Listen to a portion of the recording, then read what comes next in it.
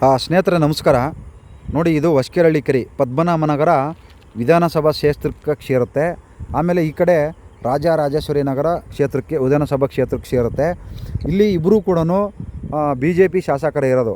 ಆದರೆ ನೋಡಿ, ಇಲ್ಲಿ ನಾವು ನೋಡ್ದಂಗೆ ಸುಮಾರು ಈ ಜಾಗಕ್ಕೆ ಬಂದು ಸುಮಾರು 30 ವರ್ಷ ಆಯಿತು. 2005ರಲ್ಲಿ ಈ ಜಾಗಕ್ಕೆ ಬಂದಿದ್ದು ನಾವು. ಹೊಸಕೆರಳ್ಳಿಗೆ ಬಂದಾಗಲಿಂದ ನಾವು 2005ರಿಂದ ಇಲ್ಲೇ ಇದ್ದೀವಿ. ಸುಮಾರು 31 ವರ್ಷ ಆಗ್ತಾ ಬಂತು. ಆವಾಗಲಿಂದನೂ ಈ ಜಾಗ ನೋಡ್ತಾನೆ ಇದ್ದೀವಿ. ಆದರೆ ಆವಾಗ ನೋಡಿದ್ದಕ್ಕೂ ಇವಾಗ ನೋಡಿದ್ದಕ್ಕೂ ನೋಡಿ ಹೆಂಗಿದೆ ಜಾಗ ಅಂದರೆ ಇದು ಭಯಾನಕ ಕೆರೆ. ಇದು ಎಂಥ ಅದ್ಭುತವಾದ ಕೆರೆ. ನೀರು ತುಂಬಿರ್ತದೆ. ಆವಾಗ್ಲೂ ಇಲ್ಲಿ ದನ ಕರುಗಳು ಸ್ನಾನ ಮಾಡಿಸ್ತಿದ್ರು. ನಾವು ಕಣ್ಣಾರ ನೋಡಿದ್ದೀವಿ, ದನಗಳನ್ನು ಸ್ನಾನ ಮಾಡ್ತಿದ್ರು ಇಲ್ಲಿ. ಈಗ ಆ ಮೈ ತೊಳ್ಕೊಳ್ಳೋಕ್ಕೂ ಆಗಲ್ಲ. ನೋಡಿ, ಚರಂಡಿ ನೀರು ಯಾವ ರೀತಿ ತಗೊಂಬಂದು ಕೆರೆಗೆ ಬಿಟ್ಟಿದ್ದಾರೆ. ಇಲ್ಲೆಲ್ಲ ಎಷ್ಟು ನೋಡಿ ಹೆಂಗೆ ಕುಲಿಗಟ್ಟಿದೆ ನೋಡಿ ಕೆರೆ. ಇದು ಹೊಸಕೆರಳ್ಳಿ ಕೆರೆ. ಈ ರೀತಿ ನಾವು ಕೆರೆಗಳನ್ನು ಮುಚ್ಚಿ ಇದನ್ನು ಸುತ್ತ ಈ ಏನು ಕೆರೆ ಸುತ್ತಲೂ ಇದೆಯಲ್ಲ, ಈ ಸುತ್ತಲೂ ಭೂಮಿ ಒತ್ತುವರಿಯಾಗಿದೆ. ಇದನ್ನು ಯಾರು ಹೇಳೋರು ಕೇಳೋರಿಲ್ಲ.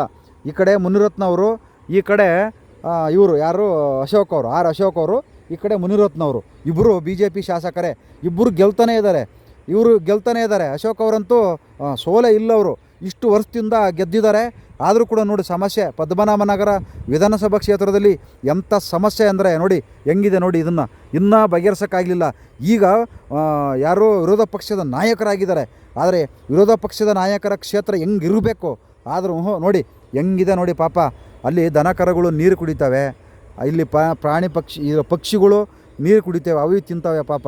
ನೋಡಿ ಹೆಂಗಿದೆ ನೋಡಿ ಗಲೀಜು. ಯಾವ ಮಟ್ಟಕ್ಕಿದೆ ನೋಡಿ ಗಲೀಜು. ಯಾರು ಹೇಳೋರಿಲ್ಲ ಕೇಳೋರಿಲ್ಲ ಬಿಡಿ.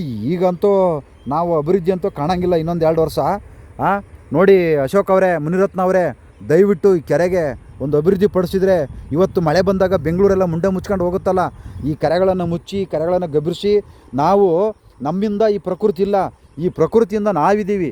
ದಯವಿಟ್ಟು ಈ ಪ್ರಕೃತಿಯನ್ನು ಉಳಿಸ್ಕೊಳ್ಳಿ, ಕಾಪಾಡ್ಕೊಳ್ಳಿ ಅಂತಂದೇಳಿ ನಾನು ಶಾಸಕರೆಲ್ಲ ಮನವಿ ಮಾಡ್ಕೊತ ಇದ್ದೀನಿ. ಆಮೇಲೆ ಇಲ್ಲೇನಿದೆಯೇನು ಎಲ್ಲೋ ದೂರ ಇಲ್ಲ ಸಿಟಿಯಿಂದ. ಈ ಸಿಟಿ ನೋಡಿ ಸುತ್ತಲೂ ಏರಿಯಾ ಇದೆ. ನೋಡಿ ಎಲ್ಲ ಕಡೆನೂ ಮನೆಗಳು ಇದ್ದಾವೆ, ಎಲ್ಲ ಜನಗಳು ಇದ್ದಾರೆ. ಇವರೆಲ್ಲ ಜನಗಳು ವಾಸ ಇಲ್ಲೆಲ್ಲ ಮನೆಯಲ್ಲಿ ವಾಸ ಮಾಡ್ತಾಯಿದ್ದಾರೆ. ಇವರೆಲ್ಲ ಮನುಷ್ಯರು, ಯಾರು ರಾಕ್ಷಸರು, ಮೃಗಗಳಲ್ಲ, ಪ್ರಾಣಿಗಳಲ್ಲ. ಇದ್ದರೂ ಕೂಡ ನೀವು ಗಬ್ಬು ವಾಸನೆ ಕುಡ್ಕೊಂಡು ಇಲ್ಲೇ ವಾಸ ಮಾಡ್ತಾಯಿದ್ದಾರೆ. ಯಾರೂ ಕೂಡ ಕೇಳ್ತಾ ಇಲ್ಲ, ಒಂದು ಹೋರಾಟನೂ ಮಾಡ್ತಾಯಿಲ್ಲ. ಬೆಂಗಳೂರಲ್ಲಿ ಎಷ್ಟೊಂದು ಚಾನಲ್ಗಳು ಇದ್ದಾವೆ, ಬೆಂಕಿ ಇಡೋ ಕೆಲಸ ಮಾಡ್ತಾಯಿದ್ದಾರೆ. ತುಕಾಲಿ ಚಾನಲ್ಗಳು ಇಂಥ ಕಡೆ ಬಂದು ವೀಡಿಯೋ ಮಾಡಲ್ಲ. ಇದನ್ನೆಲ್ಲ ತೋರಿಸಲ್ಲ ಸಮಾಜಕ್ಕೆ. ಇದನ್ನೆಲ್ಲ ಜನಗಳಿಗೆ, ಶಾಸಕರುಗಳಿಗೆ, ಮಂತ್ರಿಗಳಿಗೆ ತೋರಿಸಿದ್ರೆ ನಾಚಿಕೆ ಆಗಬೇಕು.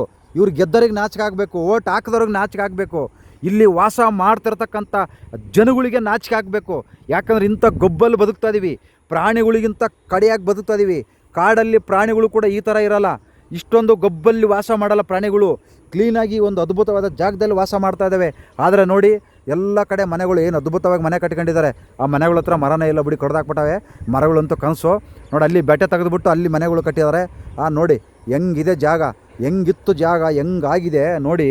ಯಾವ ರೀತಿ ಕುಲಿಗಡಿಸಿಟ್ಕೊಂಡಿದ್ದಾರೆ. ಇದು ಮನುಷ್ಯರ? ನಾವೆಲ್ಲ ಮನುಷ್ಯರ? ನಾವು ನಿಜವಾಗ್ಲೂ ಮನುಷ್ಯರಲ್ಲ ರೀ. ನಾಚಿಕೆ ಆಗ್ಬೇಕ್ರಿ ಇದೆಲ್ಲ ದಿನ. ಇಲ್ಲಿ ಜನ ಬೆಳಗ್ಗೆ ಹೊತ್ತು ವಾಕಿಂಗ್ ಬರ್ತಾರಪ್ಪ, ಈ ಗೊಬ್ಬು ವಾಸನೆ ಕುಡ್ಕೊಂಡೆ ವಾಕಿಂಗ್ ಮಾಡ್ಕೊಂಡು ಮನೆಗೆ ಹೋಯ್ತವೆ. ಇನ್ನೇನು ಆರೋಗ್ಯ ಚೆನ್ನಾಗಿರುತ್ತೆ? ಇನ್ನು ಯಾಕೆ ಖುಷಿ ವಾಕಿಂಗ್ ಬರ್ತಾರೆ ಅವರು? ಏನಕ್ಕೋಸ್ಕರ? ನೋಡಿ, ನಾನು ಅರ್ಧ ಕೆರೆಗೆ ಬಂದು ನಿಂತ್ಕೊಂಡಿದ್ದೀನಿ. ಇಲ್ಲಿಂದ ಬಂದು ಅರ್ಧ ಮಧ್ಯದಲ್ಲಿದ್ದೀನಿ ಕೆರೆಯಲ್ಲಿ. ಇಲ್ಲಿ ಬರೋಕ್ಕೂ ಆಗ್ತಾ ಇರಲಿಲ್ಲ. ಇಲ್ಲಿ ಕೆಂಪೇಗೌಡರದೊಂದು ಗೋಪುರ ಸಿಕ್ಕಿತ್ತು ಅಂತಂದೇಳಿ ಆವಾಗ ಎಲ್ಲ ಚಾನಲು ಬಂದು ಇಲ್ಲೇ ಮಲ್ಕೊಂಡಿದ್ರು. ಒಂದು ಗೋಪುರ ಸಿಕ್ಕಿತ್ತು ಕೆಂಪೇಗೌಡರ ಕಾಲದದ್ದು. ಆ ಗೋಪುರ ಸಿಕ್ಕಾಗ ಮಾತ್ರ ಎಲ್ಲ ಚಾನಲವರು ಬಂದು ಇಲ್ಲಿ ಮಲ್ಕೊಂಡು ವೀಡಿಯೋ ಮಾಡಿದರು ದಿನಗಟ್ಟಲೆ. ಇದು ಹಿಂಗಿತಿಹಾಸ ಕೆಂಪೇಗೌಡರು ಕಟ್ಟಿರ್ತಕ್ಕಂಥ ಕೆರೆ.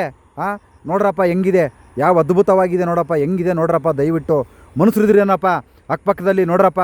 ಅಲ್ಲಿ ಏನು ಅಪಾರ್ಟ್ಮೆಂಟ್ಸಲ್ಲಿ ಇದ್ದಾರೆ ಅವರೆಲ್ಲ. ಅವ್ರಿಗೆ ಬೇಕಾಗಿಲ್ಲ ಬಿಡಿ, ಅವರು ಹೊರ ರಾಜ್ಯದವರು, ನಮ್ಮ ರಾಜ್ಯದವ್ರು ಅಂತ ಅಲ್ವೇ ಇಲ್ಲ. ಅವ್ರಿಗೇನು ಇಲ್ಲಿ ನಮಗೆ ಮನೆ ಇದೆಯಾ, ಚೆನ್ನಾಗಿದೆಯಾ ಜಾಗ, ನಮಗೆ ಹಾಕಬೇಕು ಅಯ್ಯೋ ಅಂತಾರೆ. ದಯವಿಟ್ಟು ಮನುಷ್ಯರಾಗಿದ್ದರೆ ಇದ್ರ ಬಗ್ಗೆ ಹೋರಾಟ ಮಾಡಿ. ಮನುಷ್ಯರಲ್ಲ ನಾವು, ಪ್ರಾಣಿಗಳು, ಮೃಗಗಳು, ರಾಕ್ಷಸರು ಅನ್ನಂಗಿದ್ರೆ ಬಿಟ್ಬಿಡಿ ಅಂತ ಕೇಳ್ಕೊತ ಇದ್ದೀನಿ. ಇದು ನನಗೋಸ್ಕರ ಅಲ್ಲ ಮಾಡ್ತಾ ಇರೋದು, ನನ್ನ ತೆವಲಿಗೋಸ್ಕರ ಅಲ್ಲ. ಈ ಕೆಲವರು ಹೇಳ್ತಾರೆ ಲೈಕು, ಕಾಮೆಂಟು, ಶೇರ್ಗೋಸ್ಕರ ಮಾಡ್ತಾನೆ ಅಂತ. ಅಯೋಗ್ಯರ ಮುಟ್ಟಾಳ್ರ, ನೀವು ಮಾಡ್ರ, ಯಾವನು ಬೇಡ ಅಂದ್ರಲ್ಲಿ ಕಪ್ಪಿ ಮುಂಡತ್ತವ. ಆ ಲೈಕು ಕಾಮೆಂಟು ಮಾಡೋರು ಯಾರು ಬಂದು ಸಪೋರ್ಟ್ ಮಾಡಲ್ಲ. ಮಾಡ್ತಾರೆ ಅವ್ರ ಖುಷಿಗೆ ಅವ್ರು ಕಾಮೆಂಟ್ಗಳು ಮಾಡ್ಕೊತಾರೆ. ಅವ್ರಿಗೆ ಇಷ್ಟ ಆದರೂ ಶೇರ್ ಮಾಡ್ಕೊತಾರೆ.